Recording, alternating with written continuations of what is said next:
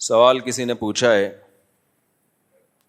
قرآن کی آیت ہے سورہ حج کی آیت نمبر 18، اس میں اللہ نے سجدے کا ذکر کیا ہے کہ زمین، آسمان، چاند، سورج، ستارے اور انسان سب اللہ کو سجدہ کرتے ہیں، اور آخر میں کہا کہ بہت سے انسانوں پر اللہ کا عذاب ثابت ہو چکا ہے، وہ سجدہ نہیں کرتے۔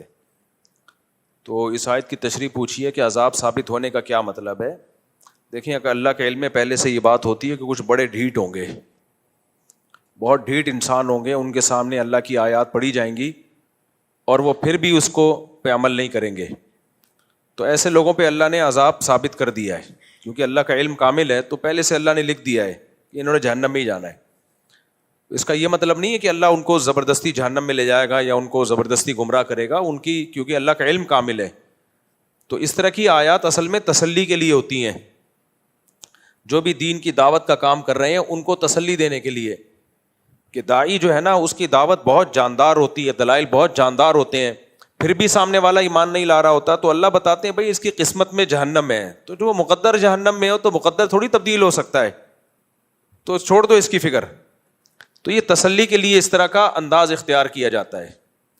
جیسے نبی کو بھی تسلی دی جاتی تھی، نبی دلائل دیتے تھے، معجزے بھی دکھا دیے، آپ کی دعوت بھی بہت صاف ستھری، وہ پھر وہی۔ تو اللہ نے نبی کو تسلی دی، بھائی جس کی قسمت میں ہی جہنم ہے تو آپ کیوں اس کے پیچھے پڑے ہوئے ہیں، قسمت تھوڑی چینج ہو سکتی ہے۔ اسی طرح قرآن میں آتا ہے، ہم نے تو تقدیر میں لکھ دیا ہے کہ لَأَمْلَأَنَّ جَهَنَّمَ مِنَ الْجِنَّةِ وَالنَّاسِ أَجْمَعِينَ، کہ میں جہنم کو جنات انسانوں سے بھروں گا۔ تو اللہ کہتے ہیں تو میں نے لکھ چکا ہوں پہلے، تقدیر تھوڑی ٹلے گی۔ تو اس کا مطلب یہ نہیں کہ اللہ زبردستی لوگوں کو پکڑ کے جہنم میں پھینکے گا۔ اللہ کے علم میں یہ بات ہے کہ بہت سے لوگ ڈھیٹ ہیں، وہ نہیں ایمان لائیں گے، وہ شیطان کے بہکاوے میں آئیں گے۔ تو اب یہ ایک چیز حقیقت ہے، تو اب دعوت کو، مبلغین کو تسلی دی جا رہی ہے کہ بھائی لوگوں کی اکثریت دیکھ کے سیدھا راستہ مت چھوڑنا، یہ تو پہلے سے طے شدہ ہے کہ بہت سارے لوگ جہنم میں جائیں گے، جہنم بھرے گی انسانوں سے، تو اس لیے تم سیدھے راستے پہ چلو اور دعوت کے کام میں لگے رہو اللہ کا حکم سمجھ کے، اور لوگوں کی اکثریت کو گمراہ دیکھ کے مایوس مت ہو۔ یہ مت سمجھو کہ تمہاری دعوت غلط ہے یا تمہاری دعوت میں اخلاص نہیں ہے، نہ دعوت میں بھی اخلاص ہے، تمہاری دعوت بھی ٹھیک ہے، لیکن ایک چیز مقدر میں ہے کہ جہنم کو اللہ نے انسان اور جنات سے بھرنا ہے، اور مقدر کبھی چینج نہیں ہوتا۔ تو یہ انداز اختیار کیا گیا تسلی کے لیے۔ تو اس کا یہ مطلب نہیں ہے کہ اللہ لازمی جو ہدایت چاہے گا پھر بھی اللہ اس کو زبردستی گمراہ کرے گا۔ اس کی مثال ایسے ہے، صبح شام ہم یہ دیکھ رہے ہوتے ہیں کہ باپ اپنے بیٹے کو سمجھا رہا ہے، وہ نہیں سمجھ رہا، تو پھر ماں کہتی ہے بھائی اس کو سمجھاؤ، آپ بولیں بھائی اس میں سمجھنے کی صلاحیت ہی نہیں ہے، تو میں کیا سمجھاؤں اس کو، حالانکہ صلاحیت ہوتی ہے، تبھی تو آپ کو غصہ آ رہا ہوتا ہے۔ اگر وہ مجنون، دیوانہ، پاگل ہوتا، سمجھنے کی واقعی میں صلاحیت نہ ہوتی، تو آپ سمجھاتے کیوں اس کو؟ کسی پاگل کو تھوڑی سمجھایا جاتا ہے۔ تو یہاں جو آپ کہتے ہو اس میں سمجھنے کی صلاحیت ہی نہیں ہے، مطلب یہ ہوتا ہے کہ یہ انتہائی درجے کا ڈھیٹ آدمی ہے اور اس نے فیصلہ کر لیا کہ نہیں سمجھنا، تو اس میں صلاحیت سمجھنے کی ختم ہو چکی ہے، تو میں اپنا ٹائم ضائع کیوں کروں، میں ایسے پہ ٹائم لگاؤں گا جس میں صلاحیت ہوگی۔ میں رکشہ چلاتا ہوں، اکثر اوقات 2 مہینے کا کرایہ چڑھ جاتا ہے، کبھی کھانے کو کچھ نہیں ہوتا، میں اکثر اوقات پریشانی میں گزارتا ہوں۔ مجھ سے بڑے 9 بہن بھائی ہیں، سب کروڑ پتی ہیں، وہ مجھ کو نہیں پوچھتے، اب میں کیا کروں؟ اب اگر کسی غیر سے بولو تو وہ بھکاری سمجھیں گے، اب چوری کرو، بھیک مانگو، میں کیا خودکشی کروں؟ نہ خودکشی کریں، نہ لوگوں سے بھیک مانگیں۔ آپ کے بھائیوں کی شرعی ذمہ داری ہے کہ جب سب کھا پی رہے ہیں، ایک بھائی اتنا کمزور ہے تو اس کے ساتھ تعاون کریں۔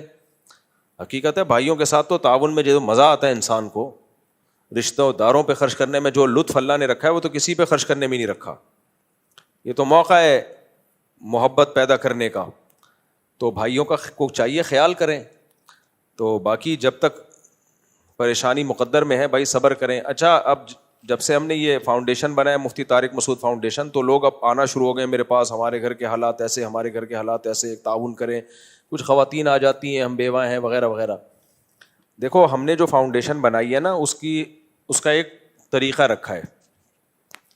میں پرسنلی اگر کسی کو جانتا ہوں تو میں اپنے پاس سے ویسے ہی تھوڑا بہت تعاون کر دیتا ہوں جو اللہ مجھے توفیق دے، لیکن اس طرح جب لوگ رش لگاتے ہیں، ہمارے پاس کوئی معیار نہیں ہے جانچنے کا کہ یہ مستحق ہے یا نہیں ہے۔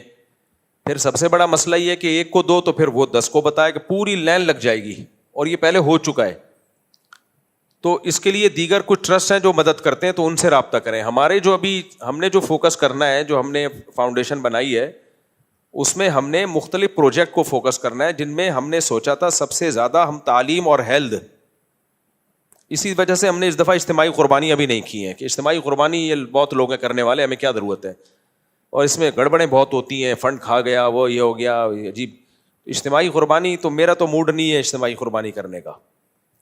لوگ اپنی گائے لاؤ, ذبح کرو بھائی. جب ہم نے کام کیا تو انسانیت کی کوئی ایسی خدمت ہو نا جو واقعی خدمت ہو. اجتماعی قربانی کیا خدمت ہے وہ بھی, لیکن بہت لوگ ہیں کرنے والے. اور آپ خود لاؤ, بکرا کاٹو, کسائی کو پیسے دو, کاٹ کے کھا جاؤ, گائے لاؤ کھا جاؤ, کھلا دو لوگوں کو. اس میں کیا ہے, یعنی اگر آپ یہ سہولت لوگوں کو نہ دو تو کون سا کوئی طوفان آ جائے گا. تو ہم لوگوں نے مشورہ یہ کیا تھا کہ ہم اس فاؤنڈیشن میں 2 چیزوں کو فوکس کریں گے, ہیلتھ کو یعنی لوگوں کی صحت, دوسرا ایجوکیشن. ہماری سوسائٹی کا سب سے بڑا عیب کیا ہے, تعلیم نہیں ہے. مسلمان جو ہے نا تعلیم میں پیچھے ہے, تو تعلیم کو تو دین کا حصہ ہی نہیں سمجھتے. ہم مار کھا رہے ہیں پوری دنیا میں. دیکھو اسلام دنیا میں غالب ہونے کے لیے آیا ہے, باقی دنیا میں عبادت کی کرنے کی ہر مذہب میں ہر ملک میں اجازت ہے. کوئی ملک نہ نماز پہ پابندی لگاتے ہیں, نہ زکوٰۃ پہ, نہ روزے پہ, کوئی پابندیاں نہیں ہے. مسئلہ سارا یہ مسلمان مار کھا رہا ہے. یہ دور ہے ٹیکنالوجی کا, سائنس کا. تو اگر اس میں آپ پیچھے رہ گئے تو کسی کام کے نہیں ہو. مجھے بتاؤ, پاکستانی آرمی کا جب جھگڑا ہوا انڈیا سے, تو یہ جنگ جو لڑی ہے تو یہ ٹیکنالوجی کی بیس پہ لڑی ہے نا, یا ڈنڈے اٹھا کے چلے گئے تھے یہ لوگ. ڈاکٹر عبد القدیر خان نے پاکستان کو ایٹمی طاقت بنایا تو پڑھے لکھے آدمی تھے نا. کیا خیال ہے, اگر وہ پڑھے لکھے نہ ہوتے, پاکستان ایٹمی طاقت نہیں بنتا. ایٹمی طاقت نہیں بنتا نا, تو میں یہاں بیٹھا ہوا بیان نہیں کر رہا ہوتا. ابھی میں بھی کہیں ریڈی لگا رہا ہوتا ٹماٹر کی. سب حال خراب ہو چکا ہوتا, غزہ سے زیادہ برا حال ہو چکا ہوتا ہمارا. یہ ذہن میں رکھو, انڈیا نے ایسی واٹ لگانی تھی نا, کاٹ کاٹ کے گاجر مولی کی طرح کھاتے ہمیں. کیونکہ عراق, لیبیا, شام سب کو کھڈے لین لگا دیا انہوں نے. ان کا اگلا ہدف کیا تھا بولو, پاکستان. یہاں ہاتھ ڈالتے ہوئے 100 دفعہ سوچتے ہیں کہ ایٹمی پاور ہے, ایٹمی طاقت ہے. ابھی جنرل عاصم منیر دھمکی بھی لگا کے آ گئے نا, فل تڑی لگا کے آ گئے. لوگوں کو یہ تڑی بھی پسند نہیں آ رہی, کیونکہ ہم لوگوں نے منفی سوچنا اتنا شروع کر دیا ہے کہ اب ہم ریپیئرنگ سے ٹھیک نہیں ہوں گے, ہمیں کھول کے دوبارہ جوڑنا پڑے گا. نہیں آئی سمجھ میں بات؟ بھائی آرمی چیف وہاں جا کے تڑی لگا کے آیا کہ اگر ہمیں کچھ کیا نا تو ہم تہس نہس کر کے رکھ دیں گے. یہ بہت بڑی بات ہوتی ہے. کسی بھی ملک کا لیڈر جب جا کے اس طرح بات کرتا ہے تو وہ ملک کی عوام خوش ہوتی ہے 100 اختلافات کے باوجود. لیکن ہم لوگ ہر چیز کو الٹا بیوقوف بنانے کے لیے تڑی لگا دی ہے, لوگوں کو الو بنانے کے لیے. تو سوچتے رہو, منفی سوچ سوچ کے مر جاؤ بھائی. میں نہیں کہہ رہا آپ آرمی چیف سے محبت کریں, آپ کا ذاتی ہیڈک ہے, اچھا ہے برا ہے, ہمیں کیا کسی کی ذاتیات سے. لیکن ایک ملک کا ایک اچھا پیغام تو چلا گیا نا, تھوڑی تڑی شڑی. اور تڑی لگانے کے لیے پیچھے دم ہو تو تڑی لگتی ہے. کسی بھی ملک کی آرمی بلا وجہ کی تڑیاں نہیں لگاتی ہے. اس کو پتا ہے تڑی کا جواب آگے سے تڑی میں آئے گا. یہ وہ تڑی نہیں ہے جو فلموں میں لگائی جاتی ہے, اوے یہ کر دوں گا ڈیشن ڈیشن. یہ فلموں میں کچھ بھی نہیں ہوتا. یا ایویں ہی وہ لوگ تڑی بے وقوفی میں لگا کے آ جاتے ہیں اور پھر بعد میں افورڈ نہیں کر پاتے. تو جب ایک فوج ہو اور اس کا چیف جب تڑی لگاتا ہے تو اس تڑی کے پیچھے اس کو پتا ہوتا ہے کہ اتنا ہمارے پاس پاور ہے کہ یہاں تڑی بنتی ہے. امریکہ کو تڑی نہیں لگائی, لیکن وہاں جا کے دنیا کو تڑی لگا دی ہے. تو اس تڑی کے پیچھے کیا ہے؟ بم. ایک آدمی نے کسی سے کہا یہاں بم ہے, اس نے کہا تیری اماں کون سی کم ہے.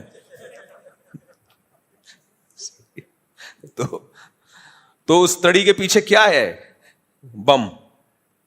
تو یہ ڈاکٹر عبد القدیر خان نے محنت کی, یونیورسٹیوں میں پڑھے, اور ان کے جیسے اور بھی سائنٹسٹ تھے اس میں, اور بہت سارے سائنسدان تھے. اکیلے آدمی کی محنت نہیں ہوتی. یورینیم کو لانا, اس کو پھر ایک اس کے لیے ایک ٹرم استعمال ہوتی ہے, اس کو صاف کرتے ہیں, ایک ٹرم استعمال ہوتی ہے, اس وقت میرے ذہن سے نکل گئی.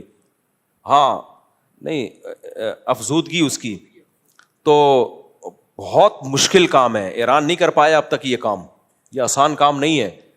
اس کے لیے بھائی پڑھائی لکھائی چاہیے تھی جو انہوں نے کی, اور پاکستان کو ایک ایٹمی پاور بنایا. ہم نے اپنے علماء سے, بزرگوں سے سنا ہے کہ اگر ڈاکٹر عبد القدیر خان نہ ہوتے تو آج ہماری داڑیاں محفوظ نہ ہوتی. اور ڈاکٹر عبد القدیر خان بھی خود مذہبی آدمی تھے, 5 ٹائم کے نمازی تھے, علماء سے ان کا بڑا گہرا تعلق تھا. مذہب کی موٹیویشن کے بغیر نا اتنا پاورفل کام ہو نہیں سکتا. یہ دنیا کے لیے ہو نہیں سکتا ایسا, جب تک پیچھے اللہ کی رضا کا جذبہ نہ ہو. آپ کہہ سکتے ہیں امریکہ نے تو بنا لیا، بھائی وہ تو پہلے سے پاورفل لوگ ہیں نا، ان وسائل کے ہوتے ہوئے اتنا بڑا کام کر لینا. اور ڈاکٹر عبد القدیر خان کے ساتھ جتنے سائنٹسٹ ہیں سب نیک پرہیزگار ہیں. جامعۃ الرشید آ چکے ہیں، اتنی بڑی بڑی داڑیاں. ایک دفعہ ڈاکٹر عبد القدیر خان کے ایک ساتھی آئے، وہ بھی ایٹمی سائنسدان ہے، ایٹم بم بنانے میں ان کا بھی بڑا کردار ہے. جامعۃ الرشید میں ان کا بیان ہوا، ہم سمجھے کوئی ریونڈ سے کوئی بزرگ آئے ہوئے ہیں، اتنی بڑی داڑھی ان کی، اور سارا اللہ کی وحدانیت اور کبریائی پر انہوں نے بیان کیا. یہ ہمارے ملک کا ایک مثبت چہرہ ہے، لیکن ہم لوگ کو منفی سوچنے کی چونکہ عادت پڑ چکی ہے، الٹا ہی سوچتے رہتے ہیں، الٹا ہی سوچتے رہتے ہیں. تو کچھ اچھا بھی سوچ لیا کرو. ٹھیک ہے، بہت سے کام الٹے بھی ہو رہے ہیں. میں سسٹم کے تحت انتخابات ہوئے ہیں، وہ سب کو پتہ ہے. انتخابات میں وہاں سے بندہ جیتا ہے جہاں سے کھڑا ہی نہیں ہوا. یہ الٹے کام بھی ہو رہے ہیں. تو جو الٹا ہے اس کو الٹا کہو، لیکن جو سیدھا ہے اس کو سیدھا تو کہو نا. ہر ملک میں ہوتے ہیں، کچھ سیدھے کام ہو رہے ہوتے ہیں، کچھ الٹے کام ہو رہے ہوتے ہیں، سب ملکوں میں ہوتا ہے. یہ جو آپ کہتے ہیں نا جمہوریت کا منجن، او بھائی جمہوریت پوری طور پہ کہیں بھی نہیں ہے. سب کے پیچھے اسٹیبلشمنٹ ہوتی ہے، جمہوریت کی لالی پاپ کھلا رہی ہوتی ہے. یو کے میں دیکھ لو، بڑے بڑے دہشت گردوں کو لندن پناہ دیتا ہے، جج فیصلہ ہی نہیں کر پاتا ان کے خلاف، کیونکہ پیچھے اسٹیبلشمنٹ کا ڈنڈا ہوتا ہے. بولتا ہے اس کو لٹکانا نہیں ہے بھائی، اس کو نہیں لٹکانا ہے، یہ ہم نے کسی اور ملک کے لیے رکھا ہوا ہے. جتنا بھی بڑا دہشت گرد ہو اس کو لٹکانا نہیں ہے. تو جج نہیں فیصلہ کرتا، ہر ملک میں پیچھے اسٹیبلشمنٹ کا ڈنڈا چل رہا ہوتا ہے. یہ جمہوریت کے نام پہ الو بنا رہے ہوتے ہیں. تو اور کسی ملک میں جمہوریت چل رہی ہے نا، تو اس میں اصل میں حکومت کسی اور ملک کی ہوتی ہے. تو ٹھیک ہے، جمہوریت بھی ہے، آمریت بھی ہے، سب کچھ ہے، وہ ایک الگ بحث ہے، کون صحیح ہے کون غلط ہے. لیکن اپنے ملک میں کچھ مثبت چیزیں ہیں، ان کو سوچ کے خوش ہونے پر گورنمنٹ نے کوئی پابندی نہیں لگائی ہے، خوش ہو جانا چاہیے. تو میں بات کیا کر رہا تھا؟ تعلیم کی، ایجوکیشن کی. تو اس لیے مسلمانوں کو تعلیم میں آگے بڑھنا انتہائی زیادہ ضروری ہے. آپ ایجوکیشن میں پیچھے رہ گئے، عزت سے جینے کا خیال چھوڑ دو. پھر نماز روزہ مل جائے گا، عزت نہیں ملے گی، یہ ذہن میں رکھنا. عزت مل جائے، اور وہ نماز روزہ بھی پھر جائے گا. جب بے عزتی ہوتی ہے نا، دینداروں کی عزت ہی نہیں ہوگی، تو لوگ دین کی طرف آئیں گے بھی نہیں. اتنی خوشی ہوتی ہے جب میں امریکہ گیا، وہاں بڑے بڑے ڈاکٹروں کو دیکھا ریسرچ سینٹر میں، بڑی داڑیاں ان کی، نمازی. میں یار تم لوگ اصل میں دین کو عزت دے رہے ہو. آدھی آدھی پیڑھیوں تک ان کی شلواریں. گوگل کے آفس میں گیا نا، گوگل سین فرانسسکو ہے نا امریکہ کا، جو کیلیفورنیا وہ ہب ہے، لاس اینجلس، ایل اے کہتے ہیں اس کو، ایل اے. تو وہ ٹیکنالوجی کا ہب ہے. گوگل کے آفس میں میں گیا، انڈین پاکستانی ہم نے وہاں پر سائنٹسٹ دیکھے، گوگل میں بڑی بڑی پوسٹوں پر ہیں، بڑی بڑی داڑیاں ان کی، اور ایسے زبردست شرعی لباس ان کا، 5 ٹائم کے نمازی. ہم نے کہا یار تم لوگ بھی تو دین پہ چل رہے ہو یار، یہ دین پہ چل کے یہ کام کرے تو مزہ ہے بھائی. کیا خیال ہے؟ وہ جو اسلام کو ریپریزنٹ کر رہے ہیں، وہ اس سے اسلام کی عزت ہو رہی ہے. ہم لوگ جو کچھ کر رہے ہیں تو اس سے تو لوگ کہتے ہیں یہ جتنے بھی نیک لوگ ہیں سارے فارغ ہی ہوتے ہیں بیچارے. ناڑا باندھنے کی تمیز نہیں ہوتی، ایک ناڑا ادھر جا رہا ہے، ایک ناڑا. ابھی ایک لطیفہ ہے، لوگ مسجد میں نہیں سنانے کا تو ہے، اتنا برا نہیں ہے، لیکن وہ ریکارڈنگ پہ آنے کا نہیں. اکیلے میں ناڑے پہ ایک زبردست خاندانی لطیفہ ہے. تو اس لیے میرے بھائی تعلیم کی بہت زیادہ اہمیت ہے، اس کو ہلکا نہیں لینا چاہیے. اب میرے وہ ایک بچے کی 16 سال میں شادی والا نہیں قصہ مشہور ہو گیا، کسی نے نیچے کمنٹس کیے ہوئے، پڑھاتے ہیں نا اس کو، بھائی وہ نہیں پڑھ کے دے رہا تو میں کیا کروں؟ وہ میرا قصور نہیں ہے. اس کو تو میں نے آج بھی سمجھایا ہے. میں نے کہا دیکھ تو ڈاکٹر بن جا، میں تیری فیسیں اٹھاؤں گا. نہیں، میں نے باکسر بننا ہے، ڈاکٹر نہیں بننا. آج ہی کہہ رہا تھا میں نے کیا بننا ہے، باکسر، ڈاکٹر نہیں بننا. اب زبردستی نہیں مسلط کیا جا سکتا، کیونکہ میں زبردستی ڈاکٹر بناؤں گا تو نہ وہ باکسر بنے گا نہ وہ ڈاکٹر. باکسنگ سیکھ رہا ہے آج کل. اب میں کیا کروں اس میں؟ اب زبردستی والا حساب نہیں ہے. بچے میں خود شوق ہو تو اس کو سمجھایا تو ہے ہم نے. تو ہم تو بھی کوشش کرتے ہیں تعلیم ہی کو فوکس کریں زیادہ. ہاں کمانے کے لیے نہیں، کمانے کے لیے بزنس ہے. کمانے کے لیے کیا ہے؟ بزنس.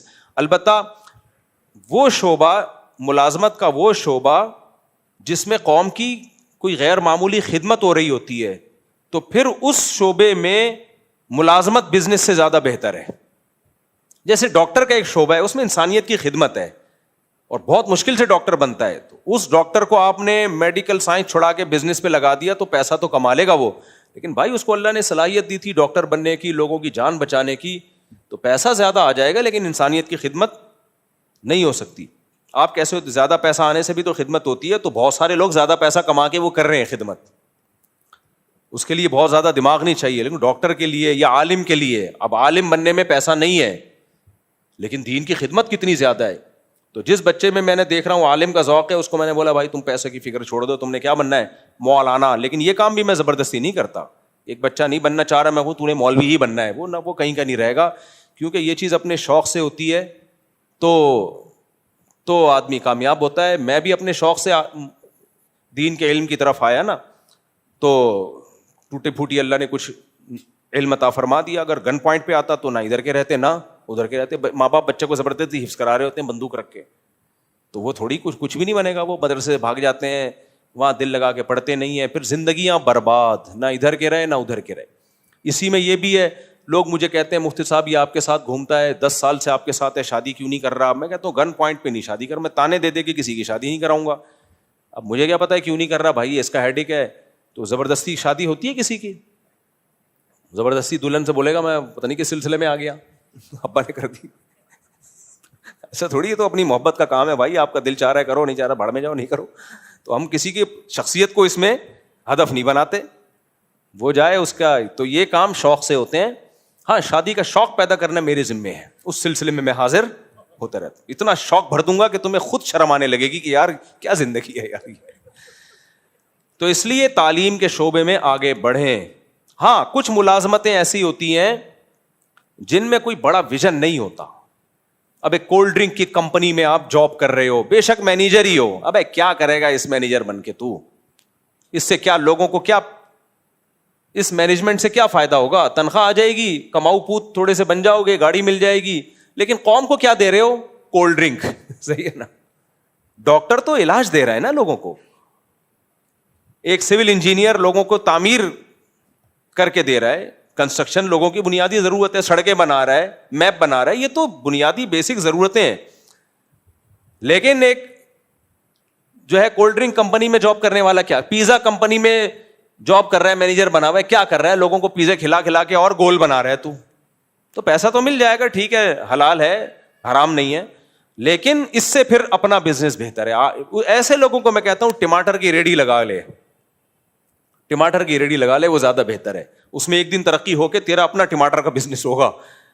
تو ایسے میں دوسرے کے بزنس کو پروموٹ کرنا مجبوری میں تو ٹھیک ہے, لیکن اس کو ہدف نہیں بنانا چاہیے. اس سے وہ غریب اچھا ہے جو ویژنری ہے, جو لوگوں کو کوئی, جیسے علماء ہم نے دیکھے ہیں بہت غریب ہوتے ہیں لیکن علم ہے, ان کا مسائل بتا رہے ہیں, تحقیقی کام ہے, اس سے قوم کو فائدہ بہت ہو رہا ہے. امام شافعی کا تو قول ہے 2 ہی علم کو میں علم مانتا ہوں, ایک میڈیکل سائنس کا علم اور ایک دین کا علم. وہ تو کسی تیسرے علم کو علم ہی نہیں مانتے, لیکن اس زمانے میں نہیں تھا. اب زمانے میں اور بھی بہت سارے علوم ہیں جن میں مہارت کی ضرورت ہے.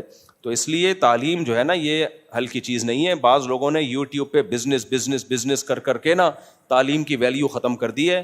سارے کاروباری بن گئے, دولت تو آ جائے گی, ایجوکیشن ختم. پھر کوئی تہذیب, ایجوکیشن انسان کو مہذب کرتی ہے, اس میں میچورٹی لے کر آتی ہے, اس کے دماغ کو نکھارتی ہے. تو اس لیے تعلیم کو فوکس کرو. یہ میں نے کس پہ جواب دیا ہے؟ سوال کیا تھا؟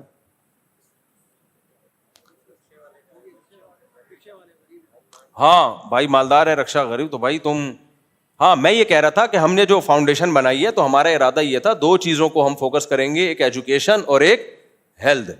البتہ یہ جو بڑے بڑے ڈیزاسٹر آ جاتے ہیں تو ایک دم سے بہت بڑی تباہی ہے نا, تو اس میں تو پھر تو یہ 2-3 کام ہیں ہمارے. باقی جو عام غریب مساکین ہیں, ہماری دعائیں ہیں کہ اللہ ان کی غربت کو دور کرے, لیکن فی الحال ہمارا کوئی ایسا پروجیکٹ ہے نہیں, کیونکہ اس کو سنبھالنا ہمارے بس میں نہیں ہے.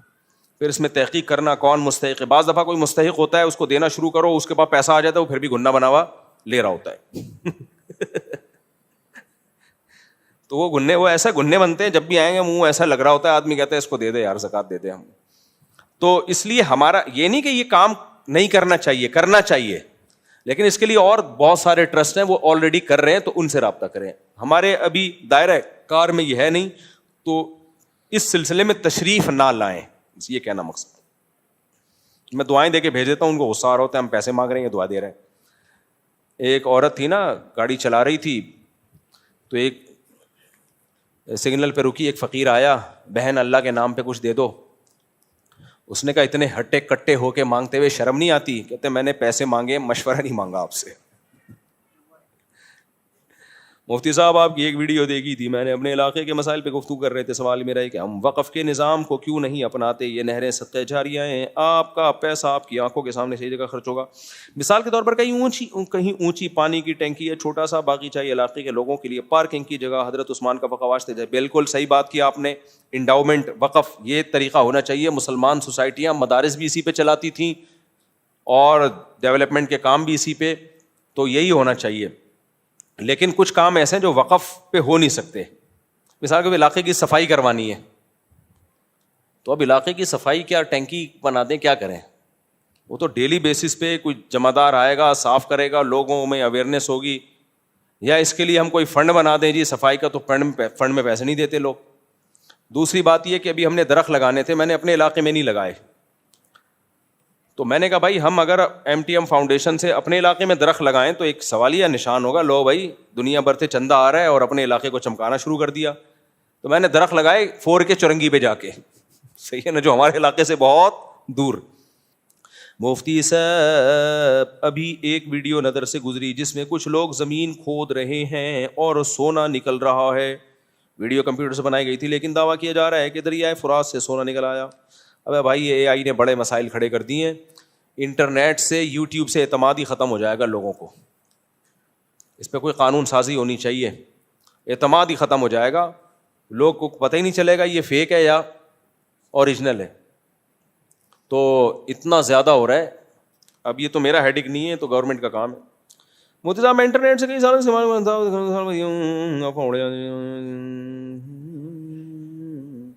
کل کو اگر کوئی ویڈیو بنا دے کہ امام مہدی آ گئے اور یہ دیکھیں افواج زمین میں دھس گئیں، تو ہر مسلمان کے لیے لازم ہوگا کہ ان کی مدد کرے. نہیں بھائی، کوئی لازم نہیں ہوگا. پہلے تحقیق کرے گا کہ آئے ہیں کہ نہیں آئے ہیں. AI سے جعلی ویڈیوز بنتی ہیں لیکن آپ تحقیق بھی تو کر سکتے ہو نا. ایسا تھوڑی ہوتا ہے کہ تحقیق نہ کر سکو. اب میری کسی لڑکی کے ساتھ تصویریں آ رہی ہیں، آپ ہم سے پوچھ لو، ہم بتا دیں گے، بیان دے دیں گے بھائی نہیں ہمارا کوئی اس سے تعلق نہیں ہے. تو تحقیق کرنی پڑے گی آپ کو. میں شرعی پردہ کرتی ہوں، جہاں منگنی ہوئی وہ میرے منع کرنے کے باوجود میری تصاویر اور ویڈیو بنواتے ہیں. کیا مجھے اس رشتے کو برقرار رکھنا چاہیے؟ ان کو منع کریں تصاویر مت بنائیں، لیکن اگر رشتہ اچھا ہے نا تو اس بیس پہ رشتے کا انکار نہ کریں، کیونکہ رشتے مارکیٹ سے شارٹ ہیں.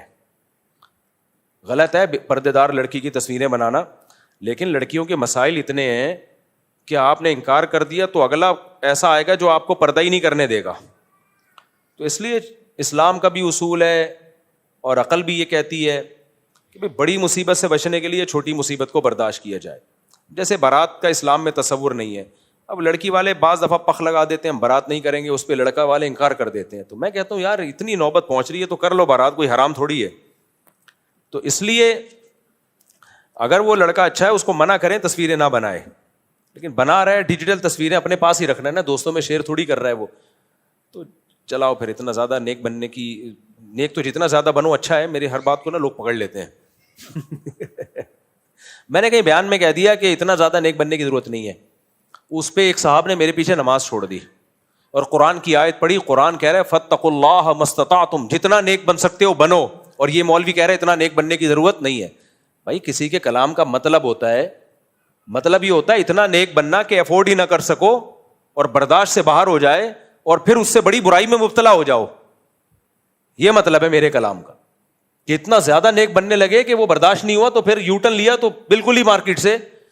یعنی ایسے فاسق بعض لوگ ہوتے ہیں اتنا زیادہ ان پہ تقوی کا وہ چڑھ جاتا ہے کہ پھر وہ برداشت نہیں کر پاتے. تھوڑے دن تک وہ چلیں گے صوفی بن کے، اس کے بعد وہ فرض نماز سے بھی گئے. یہ مطلب ہے، یہ مطلب نہیں ہے کہ نیک بننا غلط بات ہے. وہ تو جتنا نیک بنو اتنا اچھا ہے، لیکن افورڈ تو کرو اس کو. سمجھ رہے ہو کہ نہیں سمجھ رہے؟ تو جن صاحب نے میرے پیچھے نماز چھوڑ دی ان کو خدا کا خوف کرنا چاہیے. آپ نہ پڑھیں ہمارے پیچھے نماز، ہماری صحت میں کوئی فرق نہیں پڑتا، لیکن اگلے کی بات کو جب دو مطلب نکلتے ہیں صحیح بھی اور غلط بھی، تو غلط مطلب کیوں لے رہے ہو بھائی؟ کوئی مولوی ممبر پہ بیٹھ کے لوگوں کو نیک بننے سے روکے گا؟ اب جیسے میں اس خاتون کو کہہ رہا ہوں کہ رشتہ نہ توڑو بھائی. اب ایک لڑکی تھی فل باپردہ ڈاکٹر بن رہی تھی، وہ میڈیکل کالج میں فل باپردہ ہو کے جاتی تھی، ہاتھوں میں گلوز پہنتی تھی، فل برقع. میں جانتا تھا اس کو پرسنلی، بہت نیک ہے، ہماری اسی گلی میں رہتی تھی، میرے گھر والے جانتے تھے اس کو. وہ میڈیکل کالج میں 2 سال ہو گئے اس کو. ابھی کسی مولوی صاحب سے اس نے پوچھا، مولوی صاحب نے کہا کہ چھوڑ دو میڈیکل کالج کیونکہ ماحول بہت خراب ہوتا ہے، اور پھر واقعہ سنا ہے وہ فلاں کی لڑکی وہ بوائے فرینڈ کے ساتھ بھاگ گئی اور ہاؤس جاب میں وغیرہ وغیرہ اتنے واقعات سنائے.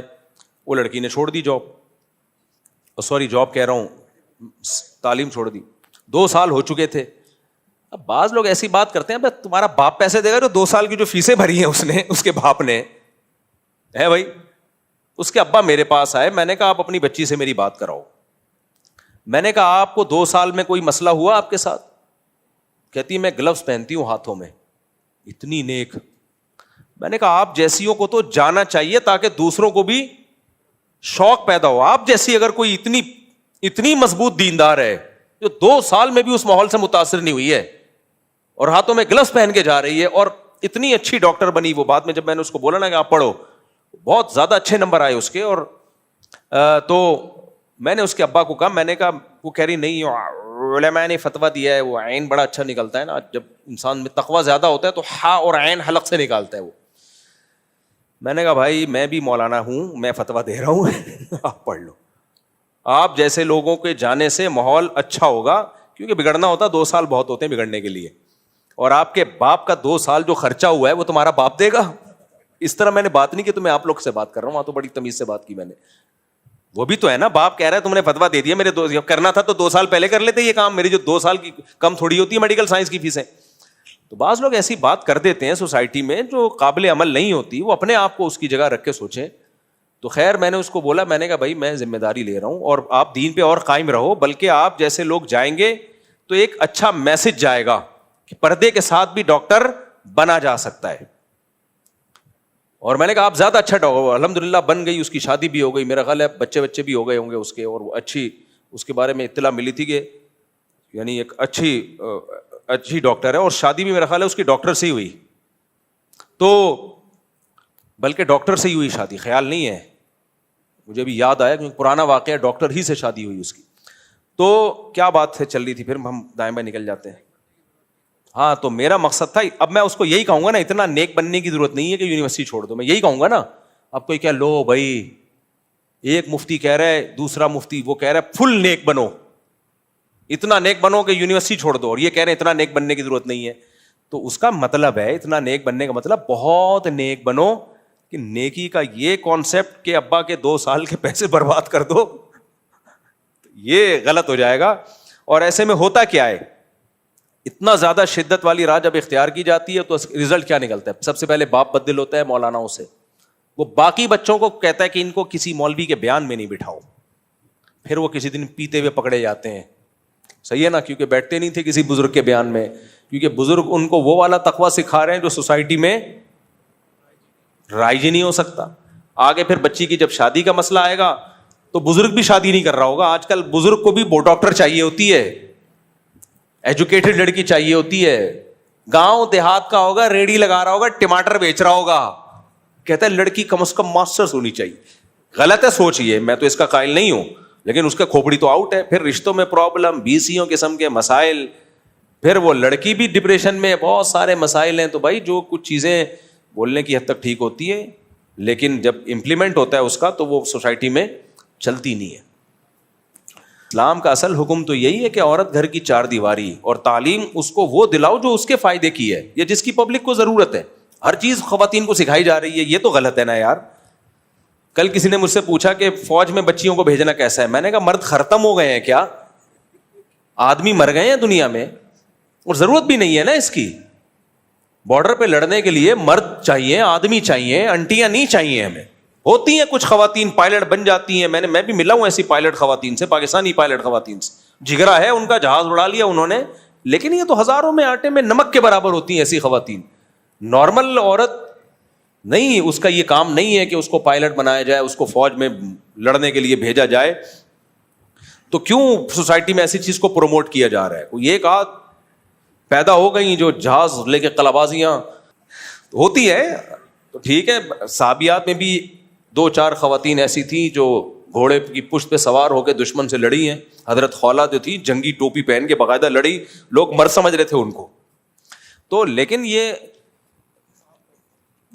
استثنائی صورتیں ہیں. اس کا یہ مطلب نہیں ہے کہ ہم بچیوں کو ترغیب دینا شروع کر دیں کہ آپ فوج آرمی میں جائیں, آپ پائلٹ بنیں. نہیں بھائی, سارا نظام خراب ہو جائے گا اس سے. عورت گھر کے لیے, تو میڈیکل سائنس تو ضرور، تو اس میں تو لیڈی ڈاکٹر کا ہونا ضروری ہے نا. ہم بھی اپنے گھر کی مستورات کو کہیں علاج کے لیے لے کے جاتے ہیں تو لیڈی ڈاکٹر ہی تلاش کر رہے ہوتے ہیں.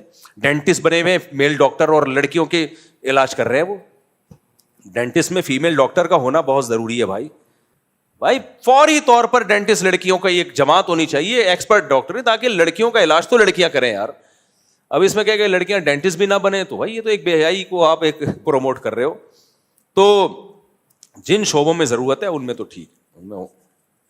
کمزور مالی حیثیت کی وجہ سے سسرال والے زکوٰۃ کے پیسوں سے آ کر مجھے تحفے تحائف دیں تو کیا اس جگہ رشتہ کرنا جبکہ میرے والدین کے گھر میں کشادگی ہے؟ سسرال والے زکوٰۃ کے پیسے دے رہے ہیں, ان کو بتا دو ہم زکوٰۃ کے مستحق نہیں ہیں, پھر بھی دے رہے ہیں تو کھا جاؤ, آپ کی ذمہ داری پوری ہو گئی. اب وہ اتنا اچھا سسرال میں نے دیکھے نہیں ہے کیا کہ تعاون کر رہا ہے. یہ آنکھ کھلے گی تو آپ کو پتہ چلے گا یہ خواب تھا.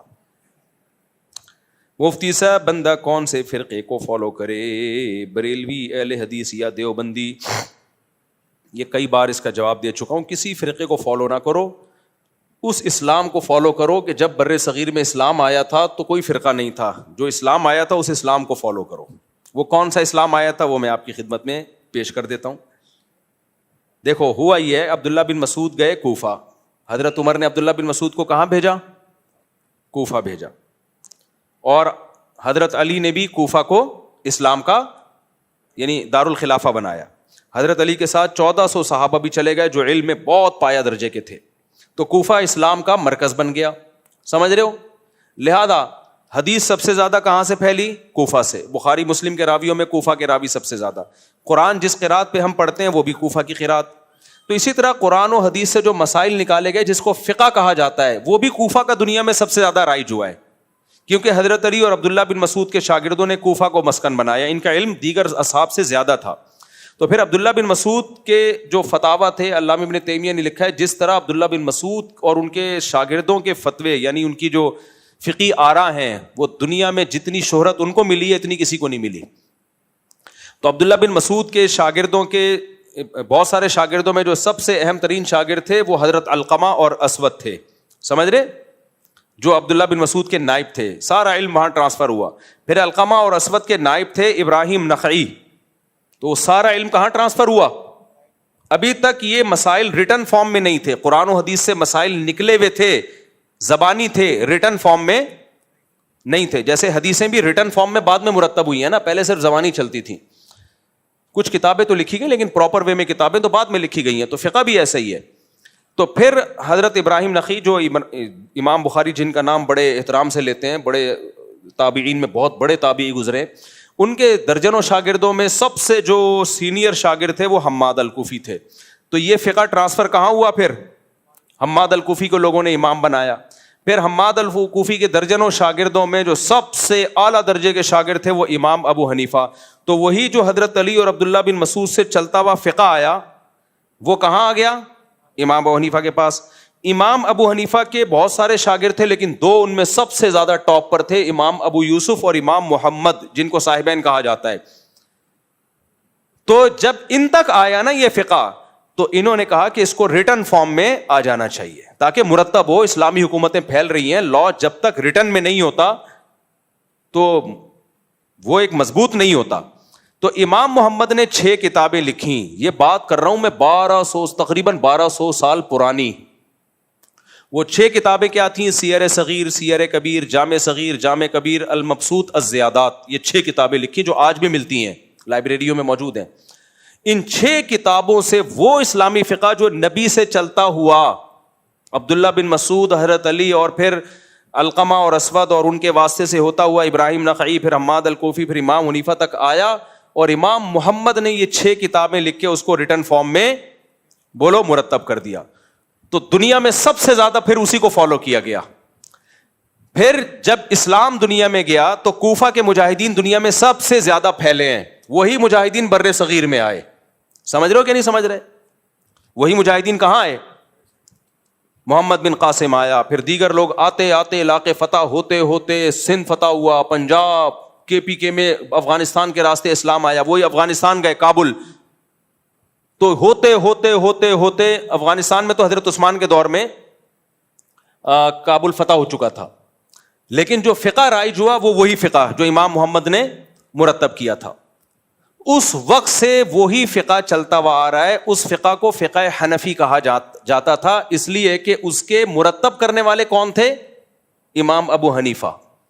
تو وہ امام ابو حنیفہ کا فقہ نہیں ہے, وہ نبی کا فقہ ہے جو چلتے چلتے امام ابو حنیفہ تک پہنچا اور امام محمد نے اس کو مرتب کر لیا, اور مرتب کرنے کے بعد اس کی نسبت امام ابو حنیفہ کی طرف ہو گئی. جیسے قرآن وہی تھا, چلتا چلتا حضرت عثمان تک آیا. حضرت عثمان نے ایک ترتیب دے دی ایک کتابی شکل میں, جس کو چونکہ مرتب حضرت عثمان نے کیا تو اس کو کیا کہا جانے لگا؟ مصحف عثمانی. اب لوگ کہیں کون سے قرآن کو فالو کریں, تو بھائی مصحف عثمانی کو فالو کرو. اب کوئی کہے میں مصحف عثمانی کو نہیں, میں مصحف محمدی کو فالو کروں گا, ہم کہیں گے بھائی صاحب یہ لفاظی ہے, مصحف عثمانی مصحف محمدی ہی ہے. اس کو عثمانی اس لیے کہا جاتا ہے کہ اس کو مرتب کس نے کیا ہے؟ حضرت عثمان نے مرتب کیا.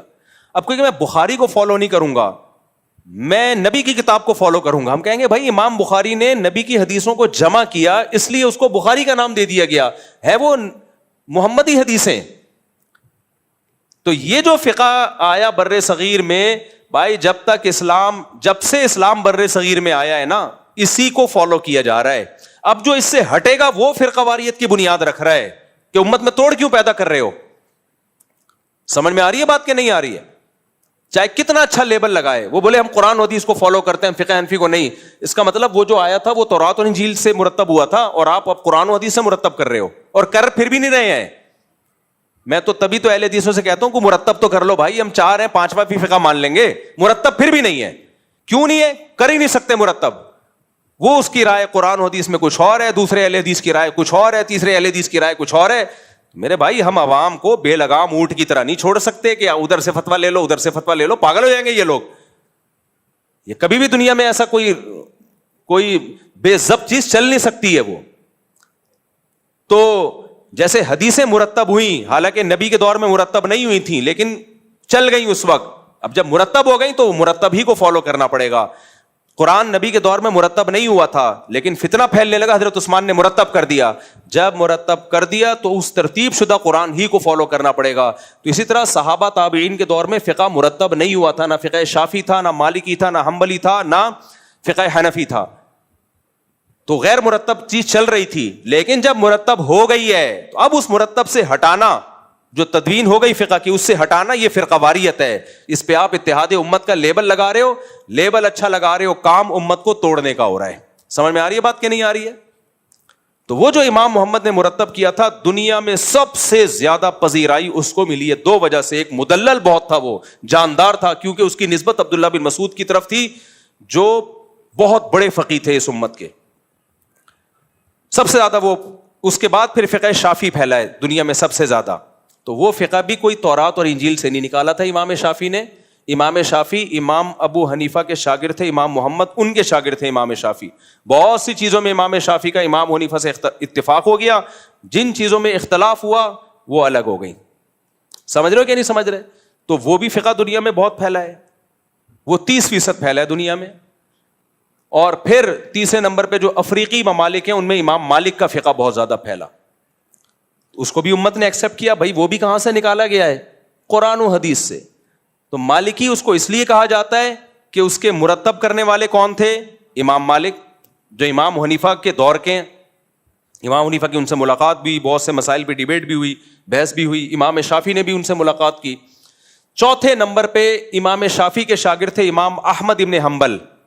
ان کا فقہ دنیا میں پھیلا جس کو فقہ حنبلی کہا جاتا ہے. یہ 2% امت نے اس کو فالو کیا, جو سعودی عرب اور چند علاقے ہیں. بہت سب سے کم اس فقہ کو فالو کیا گیا ہے, کیونکہ اسلامی حکومتیں جو زیادہ چلی ہیں وہ فقہ حنفی پہ چلی ہیں. بنو عباس کے اکثر قاضی حنفی تھے, بنو امیہ کے اکثر قاضی فقہ حنفی کو فالو کرتے تھے. بلکہ اس امت میں فقہ حنفی کو یہ اعزاز ملا ہے کہ اسلامی دنیا کے جو سب سے بڑے جج تھے نا, جن کو سب سے بڑے جج ہونے کا اعزاز حاصل ہے, وہ امام ابو یوسف تھے. وہ تو فقہ حنفی کے بانیوں میں سے تھے. بانیوں کا مطلب مرتب کرنے میں بانی, ورنہ اصل میں فقہ حنفی کے بانی نبی صلی اللہ علیہ وسلم ہے, نبی سے لیا گیا ہی ہے. لیکن مرتب کس نے کیا؟ 4 ائمہ نے. اور بھی ائمہ تھے, مجتہدین تھے. لیکن ان کا فقہ اتنا مدلل اور جاندار نہیں تھا, وہ امت میں پنپ نہیں پایا, چل نہیں پایا. 2-4 صدیوں تک چلا, پھر امت نے اس کو چھوڑ دیا. کوئی سقم ہوگا اس کے اندر, یا اس میں کوئی وجہ ہوگی نا, تو امت پھر ان 4 فقہ پہ جمع ہو گئی. پھر امت کے علماء صلحاء نے فتویٰ دیا بڑی تعداد میں کہ بھئی اب یہ قرآن و حدیث میں ریسرچ کا کام از کمپلیٹڈ. یہ کیا ہو گیا ہے؟ کمپلیٹ ہو گیا ہے.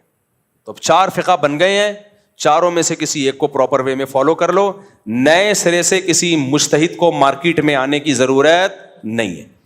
لیکن اہل حدیثوں کو یہ بات سمجھ میں نہیں آئی. انہوں نے کہا ہم نہیں مانتے. علماء نے کہا ٹھیک ہے بھائی, نہیں مانتے تو نہ مانو. انہوں نے کہا ہم نئے سرے سے تحقیق کریں گے. وہ کر رہے ہوتے ہیں تو ہر شخص کی ایک ٹی وی پہ الگ رائے ہے, ہر آدمی کو ترجمہ الگ کر رہا ہوتا ہے. قاری خلیل الرحمان صاحب خلا کی الگ ڈیفینیشن بیان کر رہے ہیں, حافظ زبیر صاحب الگ ڈیفینیشن بیان کر رہے ہیں, تیسرا کوئی اہل حدیث مولانا ہوگا وہ آہستہ جنازہ پڑھا رہا ہے, دوسرا کہہ رہے ہیں زور سے جنازہ ہوگا. اتنے اختلافات. ٹھیک ہے آپ قرآن و سنت کا التزام کر رہے ہو, ہم آپ کو گمراہ یا جہنمی نہیں کہتے, لیکن آپ کا مقصد تو یہ تھا کہ امت ایک پلیٹ فارم پہ آ جائے گی نا, 4 کو ختم کر کے. تو امت تو آپ کے اندر ہی 20 پلیٹ فارم بن گئے ہیں. آپ کے اپنے اندر اتنے اختلافات پیدا ہو گئے. عوام کیا پھر ایسے مذہب کو فالو پریکٹیکلی ممکن نہیں ہے بھائی. اس سے دین بیزاری پیدا ہوگی. اس سے کیا پیدا ہوگا؟ اب فقہ حنفی ترکی میں بھی ہے, شام میں بھی ہے, آذربائیجان میں بھی ہے, اور ازبکستان میں بھی ہے. میں تو گیا ہوں افغانستان, پورا ایسے کٹر حنفی ہے نا پٹھان, تو وہ تو ایکسٹریم لیول پہ حنفی ہیں. وہ جب سے کیونکہ اسلام آیا افغانستان یا پشاور میں, اس وقت سے وہ حنفی ہیں. تو انہوں نے تو ایسا پکڑا ہے اس کو. اب ایک صاحب کہنے لگے کہ پشاور میں ہمارا مسلک تیزی سے پھیل رہا ہے. دوسرے نے کہا پشاور میں تو اسلام بہت تیزی سے بہت پہلے آیا تھا, صدیوں پہلے. اس وقت کیا آیا تھا؟ تو وہ غلط اسلام آیا تھا. اب آپ کا مسلک پھیل رہا ہے, تو بھائی جو چیز اب پھیل رہی ہے وہ غلط ہے, جو پہلے سے آ رہی ہے وہ کیا ہے؟ صحیح ہے. سمجھ رہے ہو کہ نہیں سمجھ رہے؟ تو اس لیے ہم تو اسی صدیوں سے اسی اسلام کو فالو کرتے آ رہے ہیں جو امام محمد نے 6 کتابوں میں, پھر ان کتابوں پھر آگے کتابیں لکھی گئی ہے, قدوری ہے, ہدایہ ہے. ان کتابوں کو اتنی مقبولیت ملی ہے نا, یہ صدیوں سے چلی آ رہی ہیں. حتیٰ کہ غیر مسلم جب اسلامی احکام پڑھتے تھے تو وہ بھی ہدایہ پڑھتے تھے. آکسفورڈ یونیورسٹی میں صدیوں تک مسلمانوں کی فقہ کی کتاب ہدایہ پڑھائی جاتی رہی ہے. تو اس لیے ہندوستان میں بھائی فرقہ پرست ہم لوگ نہیں ہیں. ہماری کوئی مسجد نہیں دکھائی جا سکتی کہ ہندوستان میں یہ ان لوگوں کی پہلی مسجد ہے. اہل حدیثوں کی بھی پہلی مسجد دکھائی جا سکتی ہے, اور دیگر فرقوں کی بھی پہلی مسجد دکھائی جا سکتی ہے. ہماری کوئی پہلی مسجد نہیں دکھا سکتا, کیونکہ ہم تو صدیوں, جب اسلام آیا تو ہمارے تو اسی وقت سے آئے ہیں. سمجھتے ہو کہ نہیں سمجھتے؟ تو اس لیے فرقہ واریت کا منجا نہیں ہے. ایک صاحب نے ایک کلپ ریکارڈ کروایا کہ دوستو نہ دیوبندی بنو, نہ بریلوی بنو, نہ اہل حدیث بنو, کیونکہ جب ہندوستان میں اسلام آیا تھا اس وقت کوئی فرقہ نہیں تھا, وہ بنو. اچھا وہ کہہ رہے ہیں نا حنفی بنو, جب ہندوستان میں اسلام آیا تھا اس وقت یہ فرقے نہیں تھے تو وہ بنو. بھائی جب ہندوستان میں اسلام آیا تھا تو فقہ حنفی آیا تھا. ملیشیا میں جب اسلام آیا تھا تو فقہ شافعی آیا تھا. سعودی عرب جو اسلام کا مرکز ہے اب تک فقہ حنبلی ہے اس میں. سمجھ رہے ہو کہ نہیں؟ اب تک اس کا لا کیا ہے؟ قانون فقہ حنبلی. ہاں اب اس کو آہستہ اب چینج کر رہے ہیں, لیکن جب سے فقہ حنبلی مرتب ہوا ہے تو سعودی عرب کا لا ہی فقہ حنبلی بنا ہوا ہے. جب مرتب نہیں تھا تو پھر تو نہیں تھا, پھر تو آزاد تھے. جب ایک ریٹرن میں مرتب ہو گیا تو اس کو لا کی شکل دے دی گئی. تو اب تک سعودی عرب میں فقہ حنبلی ہی تھا. 2022 میں بڑی چینجنگ ہونا شروع ہوئی ہے, کیونکہ فقہ حنبلی میں رہتے ہوئے بہت سی سیکولر قوتوں کو قرآن و سنت کی اپنے حساب سے وہ تشریح نہیں کر سکتے.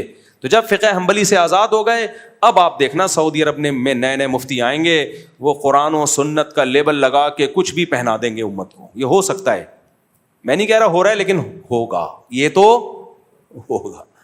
تو جب آپ فقہ کی پابندی سے نکلے تو ہر شخص آزاد ہے. پھر وہ قرآن و حدیث کے نام پہ کچھ بھی مارکیٹ میں لاتا رہے, آپ کسی کتاب کے تو پابند نہیں ہو, تو لیبل آپ یہ لگاؤ گے میں تقلید نہیں کرتا, میں صرف قرآن و سنت کو مانتا ہوں. کچھ بھی فتویٰ, 3 طلاق کو 1 کر دیا انہوں نے, حالانکہ قرآن و سنت میں کہیں بھی نہیں ہے کہ 3 طلاقیں 1 ہوتی ہیں. حرام بیوی جس کے حرام ہونے پر اجماع صحابہ تابعین کا, قرآن بھی حدیث بھی صحیح حدیثیں بھی کتنی ڈھٹائی کے ساتھ اس حرام بیوی کو حلال کر دیا, تو اب رہ کیا گیا میرے بھائی؟ لیبل کیا لگا دیا؟ قرآن و سنت. وہ جدہ کے ایک آج کل پاکستانی مفتی اعظم ہے نا, ان کا میرے خلاف کلپ آیا کہ مفتی کہتا ہے 3 طلاقیں سے بیوی حرام ہو جاتی ہے. دیکھو سعودیہ عین بھی بڑے گاڑے نکالتی. سعودیہ کے 2022 میں بادشاہ سلامت نے یہ سرکولر جاری کیا ہے. وہ جدہ کے مفتی آتے ہیں نا, میں ہوں مفتی جدہ سے, چھوٹی چھوٹی داڑھی ہے ان کی, تو میرے خلاف اکثر بیچارے کلپ بناتے رہتے ہیں. ایک دن بتا بھی رہتے ہیں میرے بچے مفتی صاحب کو بہت سنتے ہیں. بھائی تمہاری فیلڈ نہیں ہے, تم چھوڑ دو یہ کام. میں آپ کا احترام کرتا ہوں, آپ جدہ کے مفتی اعظم ہوں گے, ہیں نہیں ویسے ہی مذاق میں کہہ رہا ہوں, لیکن وہ لوگوں نے ان کو مفتی اعظم نام رکھا ہوا ہے کیونکہ وہ, اور پھر عین وین بہت نکال رہے ہوتے ہیں تاکہ تھوڑا سعودیہ کا لک بھی آئے نا. تو میرا مذاق اڑانا مقصد نہیں بھائی, قابل احترام ہے میرے لیے. لیکن محترم دلیل کیا دے رہے ہیں یہ میرے بارے میں نا, کہ نہیں دیکھیں سعودی عرب میں 2022 میں بادشاہ سلامت نے سرکولر جاری کیا ہے کہ اب کسی مفتی کو اجازت نہیں ہے کہ وہ 3 طلاق کو 3 قرار دے. کورٹ سے فیصلہ جاری ہوگا 3 طلاقیں 1 ہوں گی, یعنی کوئی مفتی 3 کو 3 نہیں کر سکتا. اب کورٹ کا فیصلہ کیا ہے, 3 طلاقیں کتنی ہوں گی, 1. نیچے لوگوں کے میرے خلاف بھی کمنٹس, اور ان کو واہ زبردست. تھوڑی سی سینس استعمال کر لو. 2022 میں سعودی عرب قانون بنا رہا ہے کہ 3 1 ہوں گی. اس کا مطلب سعودی عرب میں جب سے اسلام آیا ہے 2022 تک 1400 سال تک سعودی عرب کی عدالت فیصلہ کرتی رہی ہے 3 طلاقیں 3 ہوں گی. تبھی تو بادشاہ کو وہ چینج کرنا پڑا 2022 میں, ورنہ سرکولر جاری کیوں کرتا بادشاہ. 2022 میں جو سرکولر آ رہا ہے وہ اسلام ہے, اور 2022 تک سعودی عرب گھاس کھا رہا تھا کیا ہے بھائی, نہیں آئی سمجھ میں. تو یہ تو محترم کا سینس ہے کہ 2022 والے کو کر رہے ہیں کہ دیکھو انہوں نے بھی قرآن حدیث کو فالو کرنا شروع کر دیا ہے. تو بھائی صاحب انہوں نے قرآن کر دیا ہوگا, میں کسی پہ الزام نہیں لگاتا. سعودی حکومت تو 2 منٹ میں بندہ مارکیٹ سے شارٹ کرتی ہے. لیکن آپ خدا کے لیے سعودی عرب میں رہو, ہم بھی جاتے ہیں رہتے ہیں عزت کے ساتھ, عمرہ کرتے ہیں, محبت کے ساتھ واپس آ جاتے ہیں. غیر ضروری فضائل پیش نہ کریں, آپ غیر خاموشی اختیار کر لیں, بس اتنا کافی ہے. یہ کائنڈلی آپ نہ کریں. ایک اچھی اسٹیٹ ہے سعودی عرب, اکنامیکلی بہت مضبوط ہے اور اسلام غالب ہے اس میں. محبت کریں سعودی عرب سے. خدا نہ خواستہ سعودی عرب پہ کوئی بات آتی ہم سب جان دیں گے, حرمین ہے بھائی. لیکن کائنڈلی یہ نہ کہیں کہ 2022 میں یہ فیصلہ کر دیا تو حنفیوں کا غلط تھا, اور یہ حنفیوں کا بھی تو اجماع امت ہے بھائی 3 طلاق کے 3 ہونے پر. تو یہ کائنڈلی وائنڈلی کر کے نا کچھ بھی چلا دیتے ہیں مارکیٹ میں. تو یہ حال ہوگا کہ جب آپ تقلید چھوڑو گے ائمہ اربعہ کی, تو پھر حرام بیوی بھی ڈھٹائی کے ساتھ قرآن و سنت کا لیبل لگا کے حلال ہوگی, جو کہ لوگ کر رہے ہیں. اور یہ اس مسئلے پر بیٹھتے نہیں ہیں اہل حدیث, لوگ بیٹھتے نہیں ہیں. یہ 3 طلاق کے مسئلے پر نہیں بیٹھتے اہل حدیث کے, ایسا بھاگتے ہیں. میرے دوستوں میں بھی اہل حدیث ہیں, مجھ سے بہت سارے اہل حدیث مسائل بھی پوچھ رہے ہوتے ہیں اور اپنے مسلک پہ چل رہے ہوتے ہیں, 2-4 مسائل مجھ سے بھی پوچھتے ہیں. تو میرا مقصد کسی کی توہین نہیں ہے, لیکن بھائی 3 طلاق کے مسئلے میں اہل حدیث بالکل خالی ہیں, ٹھیک ہے نا, گھماتے ہیں باتوں کو. اور یہ کبھی ابھی قاری خلیل الرحمان صاحب آئے تھے نا, مفتی رشید احمد خورشید صاحب, وہ بیٹھ گئے تھے رمضان میں. میں نے کہا ان کو 3 طلاق کے مسئلے پہ دائیں بائیں نہیں جانے دینا, ان سے یہ ڈیبیٹ مکمل کروا کے چھوڑنا. آپ طلاق ثلاث کا مسئلہ رمضان میں اٹھائے, میں نے کہا ان سے کہیں آپ اٹھاتے رہیں اس کو, لیکن وہ انہوں نے چینج کیا, وہ 2-4 کوئی اور مسئلے پہ بات کرو. کیوں اور آپ تو ہم 8-10 سال سے آپ کو ٹی وی پہ دیکھ رہے ہیں, یہ مسئلہ آپ اٹھا رہے ہو, حدیثوں کا ترجمہ بھی غلط کر رہے ہو آپ. تو یہ مسئلہ ہے, اس لیے میرے بھائی زبانوں کو قابو میں رکھا کرو. اور اگر نکل گئی نا 3 فائر ہو گئے ہیں حرام کرنے کی, حرام کو حلال کی کوشش نہ کرو. مفتی صاحب بندہ کون سے فرقے کا چاہیے, میں نے پورا جواب دے دیا. کون سے فرقے کو فالو کرنا ہے, کسی فرقے کو فالو نہیں کرنا, لیکن وہ اسلام جس کا عبداللہ بن مسعود کے شاگردوں نے جس کو مرتب کیا ہے, اس مرتب فقہ کو فالو کرنا ہے, وہی عین اسلام ہے. اور اگر وہ اچھا نہیں لگ رہا تو پھر شافعی فقہ کو فالو کر لو. آج کل کے جو نام نہاد مجتہدین ہیں, یہ اتحاد کے نام پہ نئے فرقے لانچ کر کے آپ کو فرقہ واریت میں الجھا دیں گے. مت بنو دیوبندی, ہمیں کوئی اس نام سے کوئی لگاؤ نہیں ہے, آپ نہ بنو دیوبندی. یہ تو بہت بات کی نام پڑا ہے نا دیوبندی. آپ بھائی جو مرتب فقہ ہے وہ فقہ حنفی ہے, اگر آپ اس کو فالو نہیں کرو گے تو آزاد ہو جاؤ گے آپ. وہ فتویٰ دے رہا ہے, وہ فتویٰ دے رہا ہے, وہ فتویٰ دے رہا ہے, بیٹھ کے پاگلوں کی طرح گھومتے رہو گے. بیوی وہاں سے فتویٰ لائے گی, ہو گئی ہے, آپ وہاں سے فتویٰ لاؤ گے, نہیں ہوئی ہے. چل رہا ہے یہ ڈرامہ مارکیٹ میں. آہستہ پڑھیے گا, آپ آہستہ پڑھوں گا میں ایسا پڑھوں گا سمجھ میں نہیں آئے گا, میں نہیں سمجھ سکتی ہے اس سے میری ہونا طلاق نہیں بھائی, اس سے طلاق کا اختیار نہیں جائے گا, نہیں اس سے طلاق کا اختیار نہیں جائے گا, انہوں نے منع کیا, پھاڑ دیں اس کو, آپ بھی نہ پڑھ لیں گے.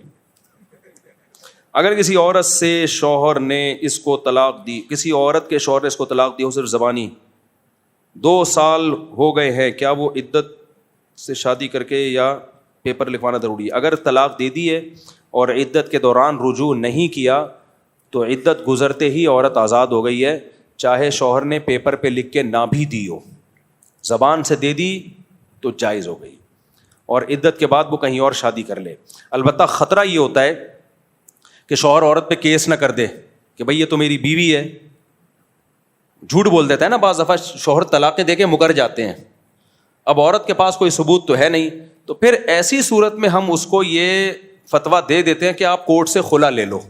تو کورٹ کا خلا تو کالعدم ہوتا ہے, لیکن تحفظ کے لیے پیپر مل جائے گا اس کو, شوہر اس کے خلاف کیس نہیں کر سکتا کیونکہ طلاق تو آلریڈی وہ دے چکا ہے نا. تو یہ ایک ترکیب ہے. مرد کو مرد نے اگر طلاق دی ہے تو اس کے لیے جائز نہیں ہے اس طلاق کو چھپانا. عورت اگر پیپر مانگ رہی ہے تو اس پر واجب ہے کہ وہ پیپر لکھ کے دے تاکہ کنفیوژن میں نہ رہے وہ.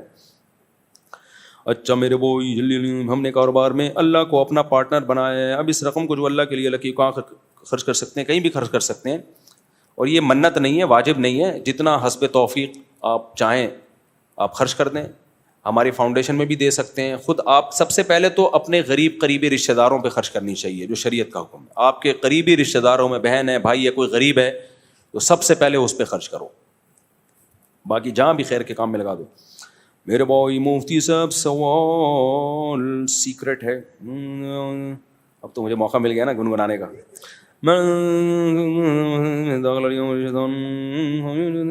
اتنا کچھ سیکرٹ بات تو نہیں لکھی, میں سمجھا پتہ نہیں کوئی کیا لکھا ہوا ہوگا اس کے اندر, یہ کوئی سیکرٹ بات تو نہیں, کوئی سیکرٹ بات نہیں ہے یار. ان کو بھائی دل نہیں لگ رہا, پڑھو, لگ جائے گا دل انشاءاللہ. مجھے اس پہ سیکرٹ پہ غصہ آ رہا ہے, مجھے ایسی کون سی سیکرٹ بات ہے. میرے مالی حالات کچھ سال سے خراب چل رہے ہیں, دعا فرما دیں اللہ تعالیٰ حالات بہتر کرے. دل سے دعا ہے جی, اللہ تعالیٰ آپ کے حالات بہتر کرے, قرضہ اتار دے آپ کا. یہ سوال ایک آخری پڑھ لیتا ہوں, پھر ایک چھوٹی سی بات آپ کے سامنے کروں گا. جو میرے سے اتوار کو لوگوں کی ملاقاتیں بہت ہوتی ہیں, مجھے بہت کچھ لوگوں سے سیکھنے کا موقع ملتا ہے, تو میں پھر سوچتا ہوں کہ یہ بات میں لوگوں سے شیئر کروں گا, اپنے تجربے وہ ابھی شیئر کرنے والا ہوں آپ سے. مفتی صاحب, میں جب قضائے حاجت سے فارغ ہو کر اٹھ رہا ہوتا ہوں تو کچھ قطرے ہمیشہ گر کر کپڑوں پر لگ جاتے ہیں, اس وقت مجھے بار بار کپڑے بدلنے پڑتے ہیں. ٹیشو پیپر جیب میں رکھا کریں اور جگہ کو سکھا لیں, پھر بھی اگر کوئی ایک آدھ قطرہ نکل آئے تو اندازے سے شلوار کا وہ حصہ دھو لیں. ویسے 1-2 قطرے ویسے بھی معاف ہیں, اس کے ہوتے ہوئے بھی نماز پڑھ سکتے ہیں, سمجھ رہے ہیں. لیکن اگر آپ کا غالب گمانے کے پیشاب زیادہ پھیل چکا ہے تو اندازے سے شلوار تھوڑی سی دھو لیں, اندازہ بھی کافی ہے. اس کے لیے خوردبین سے مطالعہ کرنا کہ ادھر قطرہ لگا ہوگا اور باقاعدہ اس کو گوگل میپ پہ جا کے سرچ کرنا, اس تکلف کی ضرورت نہیں ہے. حضرات فقہاء نے مسئلہ بیان کیا ہے کہ آپ کے 2 پائنچے تھے, دونوں میں سے ایک گندا ہو گیا, ناپاک ہو گیا, خشک ہو گیا. اب آپ کو سمجھ میں نہیں آ رہا کون سا ناپاک ہوا تھا, تو اندازے سے کوئی بھی ایک دھو دو کافی ہے. سمجھ رہے ہو کہ نہیں سمجھ رہے؟ تو یہ وہی فقہ حنفی نا, صدیوں سے جو چلا آ رہا ہے. فقہاء نے بہت پہلے مسائل نمٹا دیے. پہلے حدیث سے پوچھو گے وہ اجتہاد کرنا شروع کر دے گا. قرآن و حدیث میں تو اس کی وضاحت ہے ہی نہیں نا, کہاں سے لاؤ گے ایسا اجتہاد؟ پھر وہ کچھ اور بتائے گا, وہ کچھ اور بچائے گا, کہ دونوں پائنچے تو وہ کہے گا, کوئی کہے گا دھو ہی نہیں, کوئی کیا کہے گا, کوئی کیا کہے گا. تو یہ بڑا مسائل, ہمارے تو ایک مرتب فقہ چلا آ رہا ہے. تبھی آپ حنفیوں میں یا شافیوں میں, پوری دنیا میں جہاں بھی جاؤ گے 99% سیم جواب ملے گا. 1% میں ہاں جدید مسائل میں اجتہاد ہوگا, جو جدید مسائل ہے, تو 1% میں آپ کو اختلاف ملے گا. وہ بھی بسا اوقات کم علمی کی وجہ سے. وہ ریلائبل مفتی نہیں ہوتا, اس کے پاس علم کامل نہیں ہوتا. ایک چیز دیکھو جو میں لوگوں کے حالات سے دیکھتا ہوں نا, مالی تنگی, جب مرد مالی پریشانی میں مبتلا ہوتا ہے نا, بہت شدید ڈپریشن میں جاتا ہے. وہ بیماریوں سے اتنی ڈپریشن نہیں ہوتی جتنی مالی تنگیوں سے ہوتی ہے. لوگ مل رہے ہوتے ہیں اور پیسے نہیں ہیں, اور ایسے حالات ان کے خراب ہوتے ہیں. ابھی اللہ بچائے, ایک بندے نے خودکشی کی, بچ گیا, کیونکہ وہ خاندان بڑا ہے, پیسے نہیں ہیں اور مسائل. اور جب میں ان لوگوں کی تہ میں جاتا ہوں نا, انکوائری کرتا ہوں, یہ مالی پریشانی کا سبب خود ہوتے ہیں یہ. اب آپ کے اتنے بچے ہیں, آپ جاب چھوڑ کیوں رہے ہو بھائی؟ پھر لوگ کہتے ہیں مفتی صاحب کہتے ہیں اتنے بچے پیدا کرو, پیسے ویسے ہیں نہیں, بچے تو مفتی صاحب کا بیان سن کے پیدا کر دیے, پیسے نہیں ہے. اچھی بھلی جاب چھوڑ دی یہ سوچ کے کہ میں بزنس کروں گا, نہیں چلا وہ بزنس, جاب سے بھی گئے, فاقے پڑھنا شروع ہو گئے چھلانگ لگا کے, تو شکر ہے بچا لیا کسی نے, ڈوبنے کی کوشش کی بچ گیا وہ بندہ. تو اور لوگ آتے ہیں اس طرح کے, جی یہ ہوا تھا. تو 99.9% وہ لوگ ہیں اس میں جو قدرت کی طرف سے پیسوں کا مسئلہ نہیں ہوتا, وہ ان کی اپنی کسی حماقت سے ہوتا ہے. کروڑ روپے فلاں کو دیا تھا, ڈوب گئے. ابھی چند دن پہلے کیس آیا کہ میرے والد صاحب نے کروڑوں روپے کا لون لیا ہوا تھا کسی سے کاروبار چلانے کے لیے, وہ چلا نہیں, تو اب وہ لون کی ڈپریشن کی وجہ سے ابا جوانی میں ہی فوت ہو گئے. اتنی اسٹریس لی گھر میں, ظاہر ہے عزت دار آدمی کے گھر کے باہر جب لوگوں کا رش لگا ہوتا ہے تو وہ کیسے برداشت کرے گا, وہ ڈپریشن میں انتقال ہو گیا. ابا جب گئے تو بچے تو اس سے بڑی اسٹریس میں آ گئے کہ ایک واحد ذریعہ تھا وہ بھی گیا. اب وہ سارے قرضے دار بچوں کے سامنے کھڑے ہوئے, بچے کہہ رہے ہیں ہم کہاں سے دیں بھائی. تو میرے بھائی ایسے کام کرتے کیوں ہو جس سے کل آپ کو یہ مصیبت ہو. نبی صلی اللہ علیہ وسلم کی صحیح حدیث ہے, 2 حدیثیں سناتا ہوں. ایک حدیث میں آپ نے فرمایا دع ما یریبک الی ما لا یریبک, جس کام میں ذرا سا بھی تردد ہو, حدیث کا مفہوم پیش کر رہا ہوں اپنے الفاظ میں, ذرا سا بھی جس کام میں شک ہو نا, تو اگرچہ اس میں بے انتہا فائدہ ہو لیکن ذرا سا بھی نقصان کا خطرہ ہو تو اس کام کو چھوڑ دو, کم فائدے والا کام کرو جس میں نقصان کا خطرہ نہیں ہے. لوگ بڑے گیموں کے چکر میں ہوتے ہیں, بڑے گیموں کے چکر میں کہتے ہیں رسک لیے بغیر تو پیسہ کمانا ممکن نہیں ہے, کچھ رسک تو لینا پڑتا ہے. ٹھیک ہے لے لو پھر رسک, اگر نقصان ہو گیا تو پھر ڈپریشن سے مرو گے اور کچھ نہیں ہوگا. بھائی تھوڑا کما لو, نہ تو 1.5 کروڑ کسی کو, نہ لو 1.5 کروڑ قرضہ لے کے کاروبار نہ کرو, جتنا جیب میں ہے ٹماٹر کی ریڑھی لگا لو. بھائی کیا جا رہا ہے اس میں, نہ نہیں ٹماٹر کی ریڑھی لگاتے ہوئے ان کو شرم آئے گی. تو اس لیے میرے بھائی خدا کا واسطہ قرضے لے لے کے کاروبار مت کریں, اس میں بہت کم لوگ کامیاب ہوتے ہیں. اس کے بعد قرضے چڑھتے ہیں, اس کو اتارنے کے لیے پھر سود بھی لیتا ہے, پھر ادھر سے سود, پھر ادھر سے سود, پھر سودوں میں جکڑتا چلا جاتا ہے, بیڑا غرق ہو جاتا ہے, تو ڈپریشن میں جاتا ہے, زندگی کے جینے کا مزہ ختم ہو جاتا ہے. ہم آپ کے سامنے بیٹھے ہوئے, ہم نے اللہ کا شکر ہے جیسے بھی حالات, اول تو کوئی خاص برے حالات آئے نہیں الحمدللہ ہمارے اوپر, لیکن ظاہر ہے میرے بھی بیوی بچے بہت کچھ, لیکن ہم نے کہا بھائی جتنا جیب میں ہے اسی پہ گزارا کرنا ہے, قرضہ نہیں لینا بھائی. دیکھو آدمی بھوکا بھی گزارا کر لیتا ہے, اگلے ٹائم پہ کھا لے گا, اس کو ڈبل مزہ آئے گا. کسی کا پیسہ چڑھا ہوا ہو, وہ ٹارچر کر رہا ہو, عزت کا جنازہ نکال رہا ہو, پھر آپ کو ہر وقت یہ غم ہو اس کے پیسے دینے میں نے, زندگی کے مزے خراب ہو جاتے ہیں. تو اس لیے کسی قیمت پہ بھی چلتی ہوئی جاب نہیں چھوڑنی ہے. بحریہ ٹاؤن میں 1 ارب روپے ایک آدمی کے ڈوبے ہیں. کتنے؟ اور آج نہیں, 7-8 سال پرانی بات ہے. 7-8 سال پہلے 1 ارب کی کیا ویلیو ہوگی, کیونکہ بحریہ ٹاؤن کی جب زمینیں اوپر جا رہی تھی نا, اس بندے نے کیا کیا, ہمارے ایک جاننے والا تھا, اس نے ساری پراپرٹیاں, اپنا گھر بھی بیچ دیا. اس نے بولا سب ادھر جھونک دو یار, اگلے سال ڈبل کا ڈبل ہو جائے گا, یہ گھر تو بنتا رہے گا بعد میں. کچھ عقلمند لوگوں نے کہا کہ بھائی اس کا بھی تو امکان ہے کہ نہ ہو. اس نے کہا یار نہیں ہے, میں نے سارے اسٹیٹ ایجنٹ سے معلوم کر لیا ہے, پوری رپورٹ ہے کہ یہ تو ڈبل ہوگا. وہ نہیں ہوا, وہ دھڑام سے قیمتیں نیچے آئی ہیں, روڈ پہ آ گیا وہ بندہ, ذاتی گھر سے بھی گیا ہے وہ آدمی. کیوں جوئے کھیلتے ہو, یہ بھی ایک قسم کا جوا ہی ہو گیا نا, تو کیوں ایسا کام کر رہے ہو. تو ہمیں شریعت نے اسباب کا حکم دیا ہے. دیکھو علماء نے یہ بات لکھی ہے کہ اللہ نے جگہ جگہ قرآن میں کہا نا مال جمع کرتا ہے, گنتا رہتا ہے, تو یہ کنجوسی اچھی چیز نہیں ہے, تو مال جمع کرنا اچھا کام نہیں ہے. لیکن علماء نے اس کے باوجود لکھا ہے کہ کم سے کم 1 سال کا مال جمع کرنا ضروری ہے. یہ مال جمع کرنے میں نہیں آتا, یہ ضرورت ہے. کیا مطلب, آپ نے اپنے گھر کے خرچے دیکھ لیے کہ یار میرا گھر کا 1 لاکھ خرچہ یا 1.5 لاکھ خرچہ یا 50,000 خرچہ جو بھی ہے, تو آپ کو اندازہ ہو گیا میرے گھر کا لم سم خرچہ فار ایگزامپل 1 لاکھ ہوتا ہے, ایک مثال ہے. تو آپ یہ فرض کر لو یار آج میری جاب چلی گئی نا, تو میں تو روڈ پہ آ جاؤں گا, تو میں کم سے کم 1 سال کا نان نفقہ جمع کر کے رکھوں. تو آپ نے کیا کرنا ہے, 12 لاکھ جمع کر لینے, اور کیش کی شکل میں نہیں, 12 لاکھ کا گولڈ خرید کے لاکر میں ڈال دو. آپ سمجھ میں آ رہی ہے بات کہ نہیں آ رہی ہے؟ گولڈ بھی وہ خریدو جو فوراً کیش یعنی اس کی شکل میں ہو, اینٹوں کی شکل میں. اس میں پیسے بچاؤ. آپ شروع میں کنجوسی کر لو, اس کنجوسی کا کوئی گناہ نہیں ملے گا آپ کو, یہ ضروری ہے. کل لوگوں کے سامنے بھیک مانگنے سے بہتر ہے شروع میں تھوڑا سوکھی روٹی پانی میں ڈبو. بیگم کو بھی سمجھا دو, بیگم دیکھو جاب کبھی بھی جا سکتی ہے, یہ توکل جائز نہیں ہے ایسا کہ بعد میں اپنی لیے مصیبت کھڑی کرو, یہ وہ توکل نہیں ہے وہ. تو بیگم کو بھی بتا دو, دیکھو بیگم شروع میں سوکھا چارہ کھا لیں گے ہم, صحیح ہے نا, سوکھی روٹی کھا لیں گے ہم, ابھی میں پیسے بچا رہا ہوں, اور یہ نہیں کہ میں کنجوس ہوں, 1 سال تک, اس سے زیادہ نہیں. پھر زیادہ کی تو کوئی حد ہی نہیں. ہماری جاب چلی گئی, وہ بیگم کہے گی کیوں جا رہی ہے آپ کی جاب؟ اللہ نہ کرے ایسی باتیں نہیں کرو آپ, اللہ نہ کرے, اللہ نہ کرے.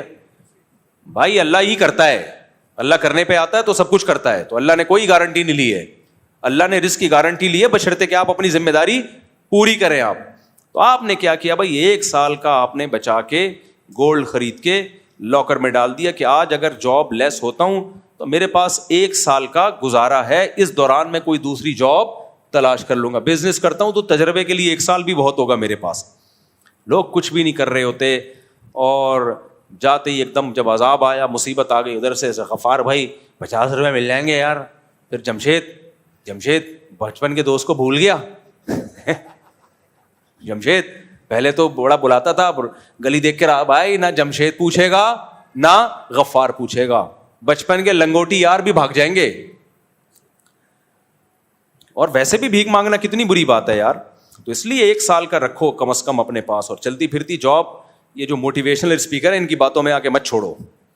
اور اسی طرح اگر اللہ نے اضافی پیسہ دے دیا ہے آپ کو, نہیں دیا تو کوئی فکر نہیں کرو, بچہ جب پیدا ہوتا ہے 2 ہاتھ 2 پاؤں لے کے پیدا ہوتا ہے, وہ خود کما لے گا, زیادہ ٹینشن مت لو. لیکن اگر اللہ نے اضافی پیسہ آپ کو دے دیا ہے, آپ ہینڈ ٹو ماؤتھ نہیں ہو, اچھا کھا رہے ہو, اچھی سواری ہے, اور اچھا آپ کا سب کچھ لائف اسٹائل اچھا ہو گیا, خوراک خاص طور پہ, پھر جو اضافی پیسہ ہے تو پھر شریعت کا بھی حکم ہے کہ بھائی کچھ اپنے بچوں کے لیے پراپرٹی یا گولڈ کی شکل میں بنا دے انسان. پھر وہ سیو کرنا شریعت کا حکم ہے. میں تو ذاتی گھر بنانے کا قائل نہیں ہوں, ان لوگوں کے لیے ہوں جو تنخواہوں پہ چل رہے ہیں, دکان پکوڑوں کی اور باتیں کروڑوں کی. وہ پھر اپنا جو ہے نا کھانا پینا بھی بھوکے رہ کے گھر بنا رہے ہو, تو یہ کوئی کمال نہیں, یہ دنیا کی محبت ہے. لیکن اللہ نے اضافی دیا ہے نا, ہاتھ کھول دیا اللہ تعالیٰ نے, اور آپ خوب کھا رہے ہو, پھر بھائی کچھ ایسی پراپرٹی وغیرہ ایسی جگہ پہ نہ دو جو رسکی ہو. وہی بات ہے کہ یہ اس کی قیمت تو ڈبل ہو جائے گی, لیکن ڈاکومنٹیشن اس کی مضبوط نہیں ہے, متنازع پلاٹ ہے, وہ بہت سستا بک رہا ہے اور بہت مہنگا بک جائے. نہیں بھائی نہیں, ریلائبل جگہ پہ کام ہلکا ہو لیکن پائیدار ہو, زیادہ پروفٹ نہ ہو لیکن کیا ہو, پائیدار ہو. تو ایسی جگہ پہ کوئی پراپرٹی لے کے ڈال دیں, یا گولڈ لے کے لاکر میں ڈال دیں, بھائی یہ میرے مرنے کے بعد بچوں میں تقسیم ہو جائے. بالکل ایسا نہ ہو کہ میں مروں تو کچھ کھانے کوئی نہ ہو, زکوٰۃ پہ آ جائیں لوگ. تو اگر اللہ نے اضافی کچھ دیا ہے تو اس میں بھی کسی حد تک, بہت زیادہ نہیں, کسی حد تک اولاد کی فکر, یہ بھی باپ کی ذمہ داری ہے. ہاں اس میں فکروں میں پاگل ہو جانا اور اپنا کھانا پینے سے ہی جانا یہ غلط ہے, اور وہ بھی ایک لمٹ فکر ہو, اس کی بھی ایسا نہیں ہو کہ انتہائی نہیں ہے, وہ انتہا تو پھر بھائی کچھ بھی نہیں ہے. تو وہ بھی 2 عدد ہاتھ اور 2 عدد پاؤں لے کے آئے, ان کمبختوں کو بھی کچھ خود بھی کرنے دو, ٹھیک ہے, کیونکہ سارا ہی باپ سے اگر وہ ہوگا نا تو پھر خود اپاہج ہو جائیں گے, کسی کام کے نہیں رہیں گے, وہ پراپرٹیاں بیچ باچ کے کھا جائیں گے, پھر آخر میں انہوں نے بننا غریب ہی ہے. تو ان کو بھی کچھ موقع دو کرنے کا کہ اب خود بھی کچھ کرو کمبختوں. ہاں اتنا ہو گیا ہے. اچھا اس میں کیا ہوتا ہے, میں اپنے دوستوں میں بعض لوگوں کو کہتا ہوں یار تم 45 سال کے ہو گئے, اگر تمہیں اللہ نے بہت دیا ہے تو کچھ بچوں کے لیے بنا لو, بنا کے چھوڑ دو, بس اس کو بھول جاؤ. پھر اگر مر گئے تو کیا ہوگا, میں کیوں مروں گا بھائی جان, کوئی بھی کسی بھی ٹائم پہ بولو مر سکتا ہے. واقعات کسی کی بھی ساتھ ہو سکتے ہیں, بیٹھے بیٹھے بندہ مر جاتا ہے. کراچی میں تو زندہ ہے, اس پہ حیرت کی بات ہے. کراچی میں اس پہ نہیں, مجھے وہ لوگ کہتے ہیں فلاں کا انتقال ہو گیا, وہ نیچرل ہے, نارمل ہے. کہتے ہیں آپ کو ٹینشن نہیں ہو رہی, میں نے کہا مجھے تو خوشی ہو رہی ہے, 50 سال نکال گیا بندہ. ورنہ جو کراچی کے حالات ہیں 40-50, میں خود واقعی اپنے بارے میں حیران ہوتا ہوں. میں کیسے, دہشت گردی اتنی زیادہ ہے, ٹارگٹ کلنگ اتنی زیادہ. 2013 کی بات ہے, 14 کی, میرے پیچھے لوگ خفیہ تعاقب کرا کرتے تھے. یہاں برقعے میں عورتیں آ کے بیٹھ جاتی تھیں, میں پتا ہوتا تھا یہ مخبر ہیں, ہٹا بھی نہیں سکتے تھے, عورت ذات ہے. مخبر ہیں, پوری لوکیشن چیک ہو رہی ہے کہاں جا رہا ہے, ٹارگٹ کلنگ. مولانا اسلم شیخوپوری صاحب شہید ہو گئے, کتنے علماء. تو ہمیں تو ہر وقت یہ تھا آج گئے کل ہم اخبار میں آ رہے ہوں گے. کراچی میں تو یہ چل رہا ہے, مشہور آدمی کہاں زندہ رہتا ہے کراچی میں بھائی. یوسف الجھانوی شہید ہو گئے, مفتی نظام الدین شہید ہو گئے, اطلاق فلانا شہید, مولانا عادل صاحب شہید ہو گئے, عبد المجید ندیم صاحب, یا مولانا ندیم صاحب ہوتے تھے, پورا نام بھول گیا, عبد الغفور ندیم صاحب. میری ان سے شادی بیاہ میں ملاقات ہوئی, کسی تقریب میں آئے ہوئے تھے, میں گپ شپ ہوئی, بڑے پڑھے لکھے آدمی, اگلے دن اخبار میں اطلاع آ گئی شہید ہو گئے, وہ اللہ ان کی مغفرت فرمائے. تو یہ حالات میں 50 سال بھی نکال گئے, بڑی بات ہے بھائی. کیا خیال ہے؟ بڑی بات ہے. اور یہاں پاکستان میں آپ بندہ بیٹھ کے سوچ رہا ہے میں کیوں مروں بھائی, کوئی بھی کسی بھی ٹائم پہ مر سکتا ہے. اس لیے پہلے سے اتنا انتظام کر دو, اگر اللہ نے گنجائش دی ہے, نہیں دی ہے تو ٹینشن نہ لو, اللہ کرے گا انشاءاللہ. گنجائش دی ہے تو اتنا انتظام کر دو بھائی, مرو تو پیچھے ایک دم سے روڈ پہ نہ آ جائیں, وہ بالکل ہی بس بچے ہی اسپیڈ سے پیدا کیے اور ابا کا اور کوئی کام, سارا زور کس پہ لگایا ہے؟ اسپیڈ کو فوکس کیا ہے. تو جو یہ کام کر رہے ہیں اور بچوں کے مستقبل کا نہیں سوچ رہے, تو وہ میرا آدھا بیان سن رہے ہیں, آدھا نہیں سن رہے. کچھ لوگ ایسے ہیں بچے اسپیڈ سے اور کر کچھ بھی رہے ہیں ان کے لیے سارے, کوئی کچرا کنڈی میں گھوم رہا ہے, کوئی بغیر چپل کے ناڑا لٹک رہا ہے, کوئی شلوار ہی نہیں ہے, ادھر جا رہا ہے ادھر جا رہا ہے. لوگ کہتے ہیں یہ ہوتا ہے زیادہ بچوں کا اثر.